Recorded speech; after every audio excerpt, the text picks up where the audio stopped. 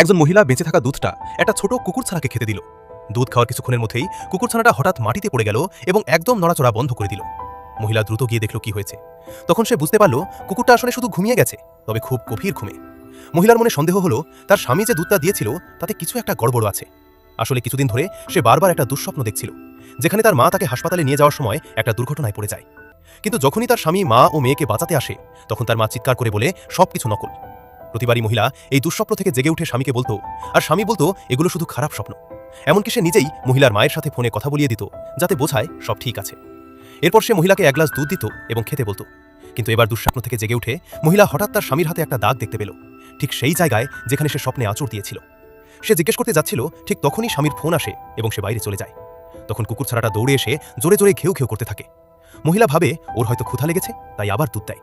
তখন সে বুঝতে পারে দুধের মধ্যে আসলে ঘুমের ওষুধ মেশানো ছিল। সে তাড়াতাড়ি স্বামীর কাছে যায় জানতে কি হচ্ছে, কিন্তু ভুল করে সে শুনে ফেলে তার স্বামী ফোনে অন্য এক মহিলাকে সান্ত্বনা দিচ্ছে।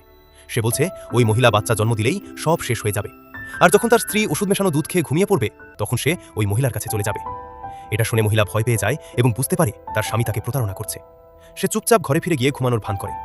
স্বামী এসে দেখে সে ঘুমাচ্ছে, তারপর চলে যায়। পরদিন সকালেও স্বামী দেরিতে বাড়ি ফিরে, কিন্তু এমন ভান করে যেন সে সকালে দৌড়াতে গিয়েছিল। তখন কুকুরটা তাকে দেখে আবার জোরে জোরে ঘেউ ঘেউ করতে থাকে।